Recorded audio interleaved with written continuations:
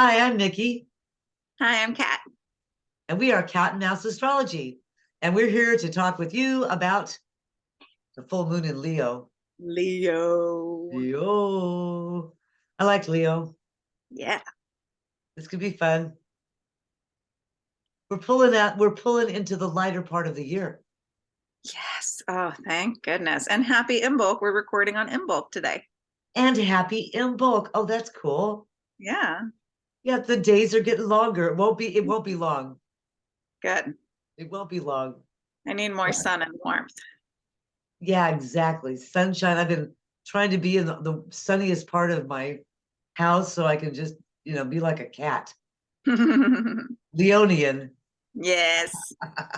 I'm ready for the Leo moon. Give us a Yeah. little bit of, meow, meow.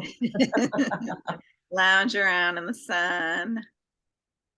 So we just had we have not talked for a while, but the last time we talked and we did a video, we talked about the Mars stationing direct and being on, and that was in January, January 12th, I think. And it was on 8 degrees for like 3 weeks. Mm-hmm. And it's just now at 10 degrees. Mm-hmm. And just now at 10 degrees of Gemini, finally pulling forward, slowly pulling forward. So it was like it hung out at 8 degrees forever. And you looked up the Sabian symbol the last time we talked, and it showed, strikers um striking. Surrounding a factory. Yeah. Yeah. And then right after we did that, there were strikes everywhere in the news. And I Yeah. mean, literally all over the planet. And it was just fascinating to me how literal astrology is. And I like to watch the astrology podcast with Chris Brenner. And he really gets into like tracking what happened last month that Mm-hmm. was related to the astrological symbols. And it's sometimes hilarious. Sometimes it's kind of tragic, but it's always really fascinating to see. Yeah, there's like, I mean, right after we talked, I'm like, yeah, the strikers. That was the Sabian symbol. Right. People strike. So I'm really curious what we're gonna find because I don't know yet. So dun dun dun, little mystery in this series.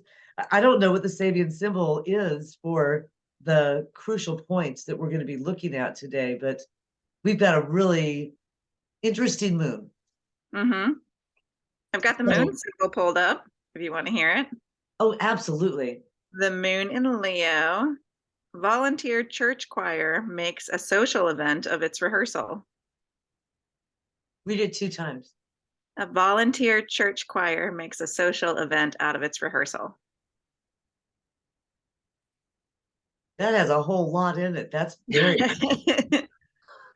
So a gathering right. of Altruism, altruism because you're volunteering. Yeah. volunteering, Community that's not about profit, ninth but is house sort of things. I mean, religiously focused anyway. yeah, yeah. Otherworldly, perhaps. Sometimes these choir symbols are about things that are hidden because choir, Pisces, hmm, maybe Piscean. maybe. It's where Pisces, Venus yeah. is, right? Yeah, Right, exactly. That's interesting. yeah. Ooh, that puts another little. It always fascinates me how it resonates with what happens to be going on right now. Because when they wrote the Sabian symbols, they didn't know Venus would be in Pisces right now. No. No, but that's so Venus in Pisces. A church choir making a social event. Yeah, because what does Venus do? She's relational and she Yeah, makes everything pretty and nice. yeah, I mean, the choir, it's not the, old man in the back who cleans the place. It's the choir who's creating this community. community. I think Yeah, that's fascinating when you look at the Venusian qualities of what that is. Shall we look at the chart so we can yeah. Let's look at the chart. Then I deeper? can look Okay. up what Venus's symbol is. Yeah, exactly. So shout out to astroseek.com. Um, Yeah. So they've got really good free software, and I use it all the time. I really like it a lot. I think I may have gone too big with this one. Let me come down. Let me go down. Wait, let me go down. I'm gonna go down. Oh, that's too small. All right. Well, we'll look at it a little at a time.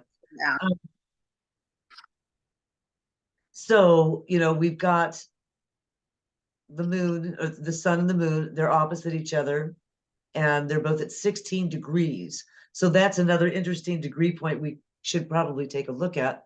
Could you tell us, You want please? the Aquarius sun? Yeah.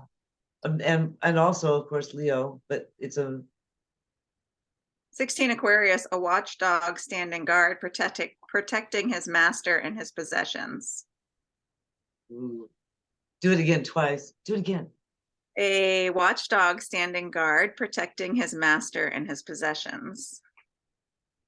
That's the sun's position in Aquarius. That's interesting with Saturn there, Oh, yeah. because what's Saturn's job? So they're conjunct by sign. Both of Saturn Uranus. is a tree felled and sawed to ensure a supply of wood for the winter. A Ah, tree felled and sawed to ensure a supply of wood for the winter, which is also a degree of protection. excuse me for a geopolitical aside. Sorry, Putin, but Ukraine's going to maintain. Excuse me. Coming back now to the personal. I hope anyway. So Yeah. what's our point in Leo with 16? That was the church choir. The church choir. Okay. That is really fascinating. So it's kind of like a social club gets together, maybe a little bit in Germany, a little bit in the Netherlands, trying to join the NATO, and the United States, some other places around the world get together in a little social gathering and say, we need to send some supplies over here, and make sure that everybody's doing okay over in this part. Some weapons. Let's send some weapons around the world. And how's Mars related to this right now? Let's see. Mars is still in Gemini at 11. Look at our next big red line. We got a Mars Mars and Venus square. So what's Mars square Venus if not, Okay. hey, darling, I need some of your pretty little weapons over here. Oh, Gemini 11, an enslaved girl demands her rights of her mistress. And we have had a lot of feminine demanding of rights around the world. Right? In the United States, where we are still at risk. And Iran. And Iran. Yeah. And here, we do this podcast for all over everywhere, and this is a real issue all over everywhere. Yes. But what's going on with Venus and Mars here is certainly going to be played out over the course of this next year. And I venture to predict right now that Venus is going to make Mars her little bitch. Okay. That's my prediction. That's based on astrology. We'll just leave it at that. Venus 11 degrees Pisces, an examination of initiates in the sanctuary of an occult brotherhood. That's fascinating. So an initiation, a test to pass the initiation, in a sanctuary. Yeah. An occult gathering. I think that maybe that's where the choir is. I'm going to guess that's where the choir is. That's where I'm guessing the choir is. This is all very ninth house, or again, Jupiterian, even though I don't, well, is there a sextile with Jupiter here? Not a close sextile anyway. Where is our Venus 11 degrees? That's the occult brotherhood. Oh, that one's what's the Mars 11 degrees? The enslaved girl demanding her rights. The girl demanding her rights.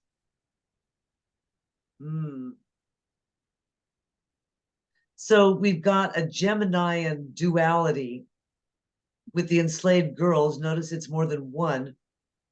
No, it's just one girl. Well, we have the Geminian duality. Oh, I see. So it's the girl and her mistress.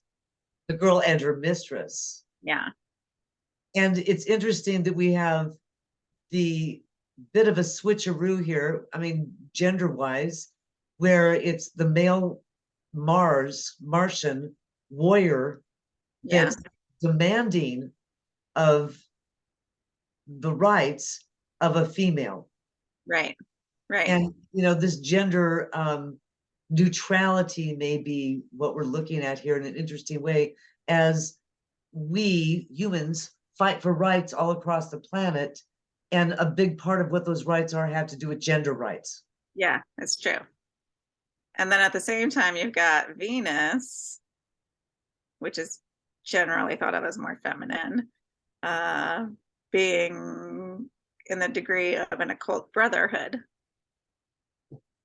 Yeah, see that I mean, if they were in mutually receptive signs, right, then we would be talking about mutual receptivity. But the Sabian symbols are giving us a mutual receptivity. Mm-hmm. So that's what's fascinating to me about it is the switcheroo, which I am absolutely turned on by the switcheroo. I mean, that's where you find out about, you know, how somebody else is. Yeah, Walk a mile in my shoes. Okay, let's try it. right. Very Tell me interesting. about your lived experience, not just your opinions. Exactly. Exactly. So we've got an upcoming conjunction with the sun and Sun and Saturn. Saturn. And so that's really right on the heels of this. So there's kind of a sense of dun dun dun. Right. But before that happens, we're going to get a trine with Venus and Uranus. No, we're already in the trine. Oh, sorry, Uranus. Yeah. Is You it mean a sextile? Do we have a sextile? Sextile with Venus and Uranus. What is it? A sextile with Venus and Uranus. Yeah, we have a sextile coming up. We're closing in on a sextile with Venus and Uranus. So yeah, we do have a positive aspect here. Well, we might have a positive change coming. Mm. It could be very interesting. Or at least a spectacle, because that should be an Easter promenade. Ah, Venus will be at an Easter promenade that's if a Uranus doesn't move. that's a nice place. Yeah. Yeah. Stretch your stuff a little bit. Happy times. Easter's all about fertility and abundance, beginnings of abundance. And we've got two other things that are definitely worth mentioning. We've got the Venus Neptune conjunction by sign. And of course, it's not conjunct yet. I mean, most astrologers would give it 5 to 10 degrees. We're closing in on a conjunction with Venus and Neptune. Yeah. And in the sign of Pisces, that's like ice cream with chocolate sauce. Isn't it? Do you think we'll still be at 23 degrees or will Neptune have moved by then? No, Neptune is only what, a 243 years. I'm not sure. I say I'm not sure, but it could be at 24 by then. Okay. Well, then it could be the purging of the priesthood. I like that degree. That one usually Oh. comes with some good social change. Yeah. Yeah. What's our, let me switch over here to, let me stop our share and go look at this other thing because I might have put it on there. Perhaps this, maybe. Okay. Make that a little bit bigger. No, it won't get any bigger. All right, sorry, that's as big as we get. But we've got it's reactivating the Saturn Uranus square. So on one level, this is a final stress test because now the Saturn Uranus conjunction that we just went through since 2020 reactivated in 2021 and finally, you know, dissipating in 2022. Now they're really pulling apart. It's no longer going to be active except for maybe by activations of planets that create angles to it, right? So, aspects to the moon and such. So this is, the final stress test in some level here. And because of the Venus square Mars, and here I have to give a shout out to Austin Kopic and the Astrology podcast with Chris Brenner, because he brought up these three key words: erotic, scandalous, and contentious, to describe Venus square Mars. Mm-hmm. So I really think that those are really evocative about, to give us an idea of what is the, what's the lens we're looking through? What's the flavor of this ice cream? And because it's a Venus year, and there's no doubt anybody who's Venus ruled, any Taurus people, anybody that's got Taurus, planets in Taurus or Libra, or angles to those signs, this is going to be a Venusian year for sure. Yay. And right after this, sorry, go ahead. Yay. Yay, exactly. Give me some Venus. Because she's been having a rough time. The whole time we had this Uranus Saturn square, it's been like, talk bad on Venus. Right. Plus the Mars retrograde. Oh, yeah, just painful. It's like she needs to step up and out in front. So anyway, after the square passes, then she's going to have a little joy. She's going to get some trine and sextile to the nodes.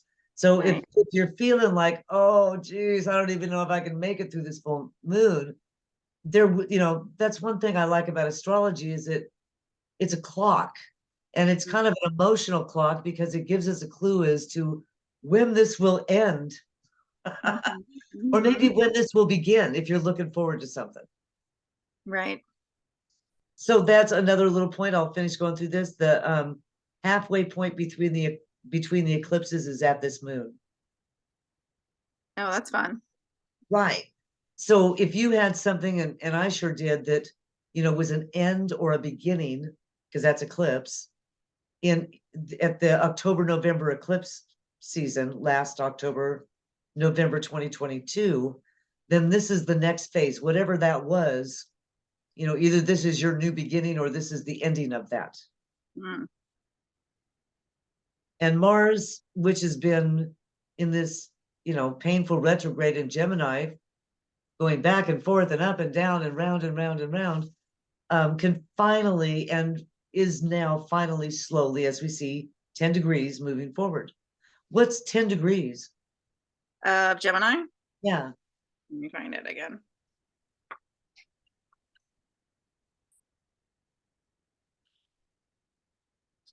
Newly opened lands offer the pioneer new opportunities for experience. Yeah. That sounds accurate. That's what it feels like. I hope so. Yeah, it feels like being able to, finally step free of the mud. Yeah. Onto some dry land, and, maybe move in a direction you want to go in or something. Something new. Something to pioneer about. Exactly. So we've got the Venus upcoming Leo retrograde between June 18th and October 7th. Oh, Venus is going to retrograde through Leo. Right. Nice. That's why we've got this activation of Uranus, because of the Leo Taurian acts, the way that anybody with any planets in Leo has been really activated by both the Saturn square and the Uranian trine. So it's with Saturn finally moving on to Pisces, then this stuff going on in Leo is going to brighten up, because Venus is going to come in and she's going to go, oh, we've got a clean house. This is a mess. And I like things clean and pretty, because Venus likes it pretty, right? She likes it nice. She likes it beautiful. She, if it's already beautiful, she's going to put sparkles everywhere and light it up with fairy lights. And, she's going to beautify that. So, but she's got to clean it up first. Yeah. And she's going to go through this retrograde period where she goes into wherever you've got Leo, and says, well, let's clean this crap up. Thank God. That's my 5th house. So excited. Yeah. that could be fun. How will it impact a fifth house? Well, it'll be the house of creativity. So the sluggishness and inability that I've been feeling to make progress in any kind of creative projects will hopefully get whatever cobwebs are there dusted out and reinvigorated and with a fresh coat of paint on it. That is so fascinating. And because you and I are opposites astrologically, for me, it's my 11th house, right? Yeah. And so this is going to have an impact on what I'm doing in the outer world. Yeah. And You I've could have a already, rough go of it with like friendships and stuff for a little bit. well, yeah, since we'll call it since 2020. We'll put the label on it. Maybe since 2016, but you know, it's been a real retreat since 2020 for Yeah. 11th house activities, Hmm. specifically for me, but I'm no, not only for me. And so finally in this coming up year, I've got an actually a monthly activity that's an 11th house activity every single month. Yeah. So, I mean, there's a specific example of um, the change because this is going to activate my 11th house. Yeah. And we'll see, you know, I mean, I don't know how it's going to activate my 11th house, of course, I'm curious, but Hmm. it obviously is already starting to impact because of the Venusian uh, activation that's starting to happen now. Yeah. So one other thing is that Saturn is going to go into Pisces on March 5th. So I know that that's a little bit ahead, but you know, it's good to have a little heads up and realize that whatever dreams you were cooking up in Pisces, Saturn's going to come in. Like Pisces comes in with her little fairy dust, Saturn comes in and turns it to stone. In a good way, like Well, could be. in a You foundations and stability kind of way. if you wanted it to be stuck like that, there it is. And not just like a typical Pisces flowy kind of like, oh, maybe I'll do this for a little while and then I'll change my mind. Well, I have this Saturn coming into Pisces. Pisces is my 6th house. So because it's my house of health and work, I'm trying to get kind of a Zen perspective and say, oh, I better start going to the gym. Yeah. Saturn in the house of health, better go to the gym. Okay, but Um, wait, if Pisces is my 12th house, what is Saturn entering my 12th house? That sounds ominous. that means you're going to have to weight lift spiritual books. Okay, I like that. I like that. I can see, oh, I have that gourd that spirit told me I needed to stay up late at night and write while putting rum in the gourd. And maybe I can actually get back to the habit of that. Maybe Saturn will help me be disciplined in my spiritual practice. That's Yes. it. Exactly. That's what Saturn offers is it offers the opportunity to be structured in Yes. whatever's going on in that house. Yes. Yeah. Which So is why whatever Pisces is, find some structure.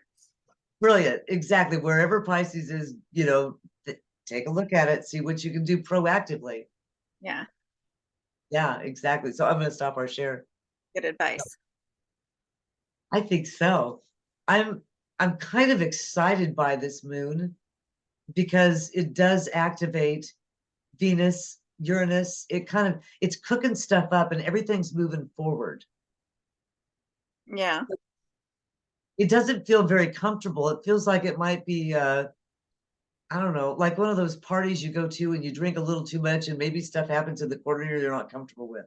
Yeah. Well, the black moon is still square the nodes. So that makes it a little challenging and uncomfortable. Yeah, that's where I'm getting that from, maybe. Yeah. Exactly. What else do you note? Anything else you want to throw out for this? There was something with Chiron, but I don't remember what it was. Chiron was doing some kind of sextile. Can you show it again? Can you pull it up again? because I'm not seeing it on my chart. You've got Chiron. Was it? Oh, it's just near Jupiter. Okay. Oh, right. No, that is But interesting though. it's like a trine though to the black moon, Chiron and Jupiter. It is. Yeah. And they're conjunct by sign. And also we are going to have a Jupiter Chiron conjunction coming Right. up. And Not soon, but soon enough. no, Chiron is trine the moon. That's what it is. Right. And the fire signs. Yeah. Oh, that's right. Yeah. So this could be maybe that's why I have an overall positive feeling about this, even though we've got Saturn with the sun structuring something that has to do with all of us. Right. The sun Right. is Aquarius. We have the moon where the sun shines bright because the sun rules Leo. We have the moon in a positive aspect, a healing aspect, and because it's loosely conjunct Jupiter, kind of a bright, big, good healing aspect. I feel an overall positivity with this, even though there's, there's Saturn involved Right. and Mars. It Yeah. still feels overall okay. Go ahead, look up one more for us. Will you look up Uranus at 15 of Gemini? 15 Taurus. Oh, yeah, Taurus, sorry. Yeah. Been there long enough, I should know that. An old teacher fails to interest his pupils in traditional knowledge. See, remember when we were right here because Uranus went back and here we are again. I'm not interested in your traditional knowledge. I'm not interested in your conservative take.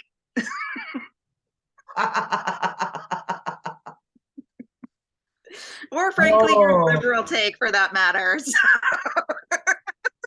oh, that's a fascinating digression because some who might consider themselves conservative want nothing to do with tradition if you go back far enough. Yeah, that's right. That's right. Right? So They're whose particular about their tradition? tradition. Whose traditions? Tradition, that's right. Maybe those students have their own traditions and they're not so interested in the teacher's traditions. Well, let's hope this choir can get people singing a beautiful song. And You know what's great about choirs is that they harmonize, is that they take different parts, multiple parts, and work them all together to create something beautiful. It's not one thing that dominates. You can't have the sopranos dominating. You got to leave room for the tenors and the altos, and the basses have this great foundation to them. And so it's about the coming together of diverse parts to make a whole that's more beautiful. exactly. Beautifully put. Yeah. Absolutely beautifully put. I love it. So we did just you and me, we did the 5th and the 11th house. Yeah. For I don't where think we have time to do the rest of them though. we didn't. So what I'll do is I'll put the rest of the houses where the Leo houses that Venus is going to have the retrograde in. I will put it below, Okay. put it down there. Comment, smash that subscribe button. That's well, we don't have one of those, but maybe someday we'll get one of those. But it's interesting because I'm going to put it down there, and that's where Venus is going. She's doing the Persephone Oh, she's doing her nosedive. That's the 40 days, 40 night digs, where she goes right on down and says, "Okay, Pluto, I'll hang with you, babe, for a while." And when she's in Nana. yeah, she's Yeah. playing Nana exactly. And in this role, there's something to be said for the first 20 days. Mm. So I would say, ladies or anybody that can identify with their feminine side, this is a good time to really get in touch with the deep feminine Mm. coming up. So, do your rituals. Yeah. So anyway, Fire. yeah. Find your harmony in the choir. Yeah. Anyway, thank you for joining us, and we will see you at the new moon. Yeah. All right. Bye, babies.